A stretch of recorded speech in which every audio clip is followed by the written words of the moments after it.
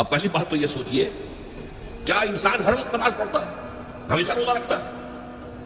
جب اللہ کہہ رہا ہے میں نے تو پیدا ہی کیا میری عبادت کے لیے، کوئی اور کام اگر وہ کر رہا ہے تو وہ میرے مقصد تخلیق کے خلاف کر رہا ہے۔ وما خلقت الجن والانس الا لیعبدون، میں نے تو جنوں اور انسانوں کو صرف اس لیے پیدا کیا کہ میری عبادت کریں۔ تو اصل میں بات کیا ہے؟ یہ نماز، روزہ، حج اور زکوٰۃ یہ بھی عبادات تو ہیں، اصل عبادت کچھ اور ہے۔ اصل عبادت کیا ہے؟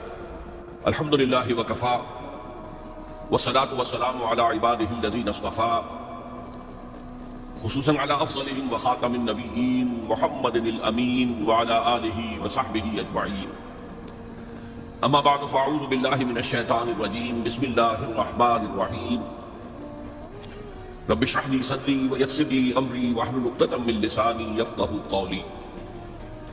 اللهم ربنا الهمنا رشدنا واعذنا من شرور انفسنا، اللهم ارنا الحق حقا وارزقنا اتباعه وارنا الباطل باطلا وارزقنا اجتنابه، اللهم وفقنا لما تحب وترضى، آمین یا رب العالمین۔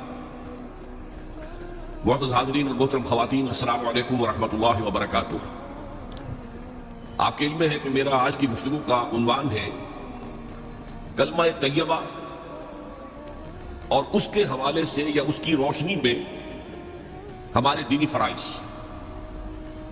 بچپن میں مجھے امید ہے کہ بہت سے لوگ خوش نصیب ایسے ہوں گے اس مجمع میں جن کی تعلیم کا آغاز قاعدہ یسر القرآن سے ہوا ہو یا نورانی قاعدے سے ہوا ہو، اور پھر اس کے بعد حضرت مولانا مفتی کفایت اللہ رحمۃ اللہ علیہ کی کتاب سے تعلیم الاسلام جو ہے انہیں پڑھائے گئے ہیں۔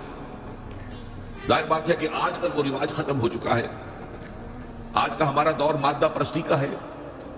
ہماری تعلیم میں بھی آپ کو معلوم ہے کہ کنڈر گارڈن جو ہے اس سے بات شروع ہوتی ہے، اور ممی اور پاپا یہ الفاظ جو ہیں بچوں کو سکھائے جاتے ہیں، اللہ اور اس کے رسول کا نام عام طور پر نہیں پڑھایا جا رہا۔ لیکن یاد ہوگا آپ کو کہ اس سلسلے میں سب سے پہلے ایمان مفصل، ایمان مجمل یاد کرائے جاتے تھے، ایمان کیا کیا ہے، پھر 6 کلمے پڑھائے جاتے تھے۔ یہ 6 کلمے یوں سمجھیے کہ اسلام کی تعلیمات کا لب لباب اور خلاصہ۔ ان میں سے پہلے 2 کلمے کیا ہیں جو اہم ترین ہیں؟ کلمہ طیبہ لا الہ الا اللہ محمد رسول اللہ صلی اللہ علیہ وسلم، یہ مختصر ترین کلمہ ہے، اسے کلمہ طیبہ کہتے ہیں۔ اور یہ سمجھیے کہ ہمارے دین کی جڑ اور بنیاد اور اساس۔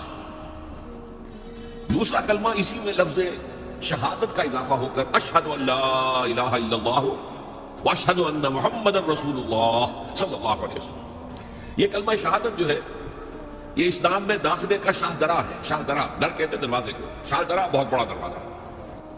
جو لوگ دلی سے واقف ہیں انہیں یاد ہوگا، معلوم ہوگا کہ دلی جو ہے وہ جمنا ندی یا جمنا دریا کے مغرب میں واقع ہے، اور مشرق سے جو بھی آتا ہے یو پی سے، اس کو پہلے ایک قصبے سے گزرنا پڑتا ہے، جس کے بعد پل آتا ہے جمنا کا، اور اس قصبے کا نام ہے شاہدرہ پر۔ اسی طرح کا شاہدرہ ایک لاہور میں ہے۔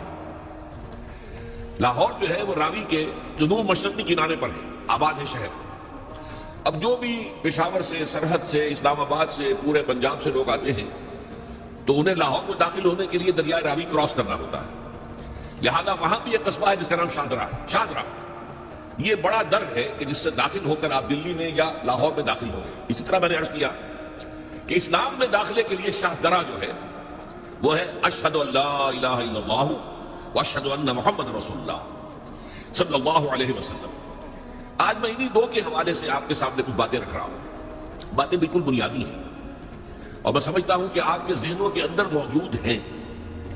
صرف یہ ہے کہ آپ نے شاید زیادہ کبھی شعوری طور پر توجہ نہ دی ہو اور ان کے بارے میں کہیں گہرا غور و فکر نہ کیا ہو۔ دیکھیے پہلا جز کیا ہے؟ لا الہ الا اللہ، کلمہ توحید ہے۔ یہ اللہ کے سوا کوئی معبود نہیں۔ اب اس کا تقاضا کیا ہے؟ اور دوسرا جز ہے محمد رسول اللہ صلی اللہ علیہ وسلم، اس کا تقاضا کیا ہے؟ اللہ کے سوا کوئی معبود نہیں، معبود برحق صرف اللہ۔ اس کا کیا مطلب ہے؟ عبادت صرف اس کی ہو، کوئی معبود نہیں اللہ کے سوا، عبادت اسی کی ہو۔ اس عبادت کا مفہوم کیا ہے؟ قرآن مجید میں بہت سے انبیاء کی اور رسولوں کی دعوت بیان ہوئی، اور نام بنام کہا گیا ان کی دعوت کیا تھی؟ ان اعبدوا اللہ ما لکم من الہ غیرہ، اللہ کی عبادت کرو، تمہارا کوئی الہ اس کے سوا نہیں۔ اس کے ساتھ ہی بعض صورتوں میں ایک لفظ کا اضافہ ہوتا ہے. سورہ شعراء میں ان اعبدوا اللہ واطیعون، عبادت اللہ کی کرو، میری اطاعت کرو. تو اللہ کی عبادت کیا ہے؟ جس کے لیے سورہ ذاریات میں فرمایا وما خلقت الجن والانس الا لیعبدون، میں نے نہیں پیدا کیا جنوں اور انسانوں کو مگر صرف اس لیے کہ میری عبادت کریں. تو معلوم ہوا کہ لا الہ الا اللہ کا تقاضا کیا ہے؟ ہمہ تن ہمہ وقت اللہ کی عبادت ہے. یہ عبادت کیا ہے؟ بدقسمتی سے مسلمانوں پر جو زوال آنا شروع ہوا خلافت راشدہ کے بعد سے، ایک زوال اسلام کا شروع ہو گیا. اگرچہ مسلمانوں کا تو عروج جاری رہا دور بنو امیہ میں، دور بنو عباس میں، دنیاوی اعتبار سے سطوت، شان اور شوکت بڑھتی چلی گئی، لیکن اسلام جو ہے اس کے اندر زوال شروع ہو گیا. سب سے پہلا زوال کیا آیا؟ وہ خلافت کہ جو مسلمانوں کو اپنے میں سے کسی بہترین شخص کا انتخاب کر کے جس کا تعین ہونا چاہیے تھا، وہ خلافت موروثی عہدہ بن گئی، خاندانی بات بن گئی، قبائلی بات بن گئی. یہ ہمارے زوال کا پہلا مظہر تھا. بہرحال اس کے بعد رفتہ رفتہ ہمارے تصورات بھی کچھ محدود ہوتے چلے گئے. ہوتے ہوتے بات یہاں تک پہنچی کہ عبادت کا مطلب ہے نماز، روزہ، حج اور زکوٰۃ. اب پہلی بات تو یہ سوچئے، کیا انسان ہر وقت نماز پڑھتا ہے، ہمیشہ روزہ رکھتا ہے؟ جب اللہ کہہ رہا ہے میں نے تو پیدا ہی کیا میری عبادت کے لیے، کوئی اور کام اگر وہ کر رہا ہے تو وہ میرے مقصد تخلیق کے خلاف کر رہا ہے. وما خلقت الجن والانس الا لیعبدون، میں نے تو جنوں اور انسانوں کو صرف اس لیے پیدا کیا کہ میری عبادت کریں. تو اصل میں بات کیا ہے؟ یہ نماز، روزہ، حج اور زکوٰۃ یہ بھی عبادات تو ہیں، اصل عبادت کچھ اور ہے. اصل عبادت کیا ہے؟ عبد کہتے ہیں غلام کو. غلام پچھلے زمانے کا تصور کیجیے، یہ ایسا نہیں تھا جیسے آپ کسی کو ملازم رکھ لیں. آج امپلائی ریلیشن شپ یہ اور ہے. آپ نے کسی کو ملازم رکھا ہے، فرض کیجیے دہاڑی پر رکھا ہے، وہ 8 گھنٹے کام کرے گا پھر چھٹی کرے گا. اس کے بعد وہ آپ کا کوئی تابع نہیں ہے، آپ کا غلام نہیں ہے، بلکہ آپ کا بھی ایک ہی ووٹ ہوگا. جب الیکشن ہوگا اس کا بھی ایک ہی ووٹ ہوگا. تو اصل میں غلام جو ہوتا تھا وہ ہمہ وقت، ہمہ تن، ہمہ جہد، ہمہ وجوہ بندگی کرتا تھا، اطاعت کرتا تھا. ملازم کہہ سکتا تھا کہ میرے اوقات ختم ہو گئے. آپ نے کسی کو رکھا خانسامہ کی حیثیت سے، اور فرض کیجیے ابھی فلش سسٹم نہیں آیا تھا تو بیت الخلاء جو ہے آپ جس طرح کے ہوتے تھے سب کو یاد ہے. کسی دن بھنگن نہیں آئی، آپ کہیں اس سے خانسامہ سے کدھر جاؤ بیت الخلاء صاف کراؤ، وہ صاف کہہ صاحب میں آپ کا میں تو خانسامہ ہوں، میں آپ کو کھانا پکا کر دینے کا پابند ہوں، میں یہ آپ کا بیت الخلاء صاف کرنے کا تو پابند نہیں ہے. کہتا کہ نہیں کہتا. لیکن غلام نہیں کہہ سکتا. غلام تو ملکیت ہے، وہ 24 گھنٹے کا مطیع ہے، جو کام کہا جائے کرنے پر مجبور ہے، انکار نہیں کر سکتا. اور آپ کو معلوم ہو ایک اور بات ہونی چاہیے کہ غلام تو خود مملوک ہوتا ہے، اس کی ملکیت کوئی نہیں ہوتی. آقا نے کوئی اگر کوٹھڑی دے دی ہے کہ تم رات کو اس میں سو جایا کرو تو کیا وہ اس کوٹھڑی کا مالک ہو گئے؟ آقا نے کوئی چارپائی دے دی ہے اس پر سویا کرو تو کیا چارپائی کا مالک ہو گئے؟ نہیں، قطعاً نہیں، خود مملوک ہے. اور پچھلے زمانے میں غلاموں کا معاملہ کیا تھا؟ آقا جب چاہے ذبح کر دے، قتل کر دے، کوئی مقدمہ نہیں بنے گا، نہ 302 کا نہ 304 کا. کیوں؟ جیسے آپ کی بکری آپ کی ملکیت تھی، آپ نے ذبح کیا، گوشت کھا لیا، کوئی پوچھ سکتا ہے؟ میری بکری تھی بھائی، میں نے ذبح کیا. Who are you to ask me؟ اسی طرح غلام میری ملکیت ہے، میں نے قتل کر دیا، میں نے اپنا نقصان کیا ہے نا. میں اس غلام کو فروخت کرتا تو پیسے مل جاتے مجھے، لیکن اختیار میرا ہے، میں نے اسے قتل کر دیا. اس معنی میں اللہ کا غلام بن جانا، اللہ کا بندہ بن جانا. یہ بندہ جو ہے یہ فارسی کا لفظ ہے، عبد عربی کا لفظ ہے. عبد سے عبادت بنا، بندے سے بندگی بنا. چنانچہ شیخ سعدی کا شعر ہے مشہور جو مسجدوں میں پہلے لکھا جایا کرتا تھا. آج کل تو ہمارا نئی قسم کی مسجدوں کے ڈیزائن بنتے ہیں نا.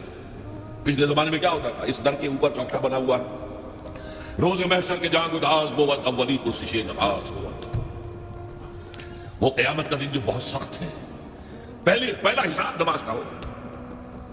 اور یہ شعر میں لکھا ہوتا تھا زندگی آمد برائے بندگی، زندگی بے بندگی شرمندگی. یہ زندگی ہمیں ملی ہی بندگی کے لیے ہے. وما خلقت الجن والانس الا لیعبدون. تو اگر ہم بندگی نہیں کرتے اللہ کی تو شرمندگی ہی شرمندگی ہے. گویا کہ ہم اپنے مقصد تخلیق کو تو پورا نہیں کر رہے.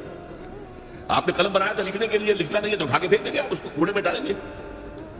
لہذا انسان کی تخلیق اور جنوں کی تخلیق بندگی کے لیے. زندگی آمد برائے بندگی، زندگی بے بندگی شرمندگی. یہ ہمہ وقت، ہمہ تن، ہمہ وجوہ، ہمہ جہد اللہ کی اطاعت، یہ ہے عبادت. اس عبادت کے لیے عبادات ہمیں دی گئی ہے.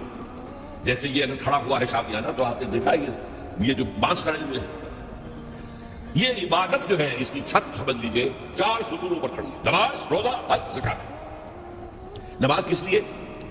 تاکہ 5 مرتبہ تازہ کر لو اللہ سے عہد بندگی، ایاک نعبد و ایاک نستعین، کہیں بھول مت جانا۔ صبح ہوئی ہے، پہلے اپنا اللہ سے بندگی کا عہد تازہ کر لو، پھر دکان پہ جانا، پھر دفتر میں جانا، اور پھر دوپہر میں پھر نکلو، پھر تازہ کرو۔ آپ کا لنچ آور ہوگا لیکن اس میں اللہ کو پہلے یاد کرو۔ پھر جب بہت زیادہ ایکٹیویٹی کا ٹائم ہوتا ہے شام کا، پھر یاد کرو اللہ کو عصر کے وقت، پھر مغرب کے وقت، پھر رات کو عشاء، 5 دفعہ یاد کرو اقیم الصلاۃ علی ذکری، کہ تمہیں یہ بات یاد رہے کہ ہم اللہ کے بندے ہیں اور ہمارا کام بندگی ہے، ہما تن، ہما وجوہ، ہما وقت اللہ کی عبادت۔ روزہ کیوں دیا؟ تاکہ نفس کے اندر جو شیطنت ہے، ان النفس لامارۃ بالسوء، اس نفس کو کنٹرول کرنے کی عادت ہو جائے۔ بھوک برداشت کرو، کسی وقت کھانے کو حلال چیز نہیں مل رہی تو بھوک برداشت کرو، فوراً کسی حرام شے کے اندر منہ نہ مار دو، تمہارے اندر عادت ہونی چاہیے۔ پیاس شدید لگی ہوئی ہے تو اگر کوئی صحیح مشروب نہیں ہے تو ایسا نہ کرو کہ کیا کریں، یہاں پر تو سوائے جو شراب کا کچھ ملتا ہی نہیں تو لو شراب ہی دیتے ہیں۔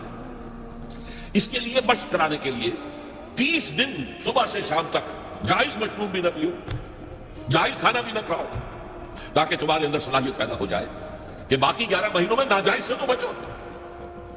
یہ ہے عبادت کے ساتھ ان عبادات کا تعلق۔ ایک بڑی ہمارے اندر جو ہے نفس کی خواہش، دولت پرستی، اس کو نکالنے کے لیے صدقہ، خیرات، انفاق، خرچ کرو، تاکہ یہ دولت کی محبت دن میں سے کھرچی جائے۔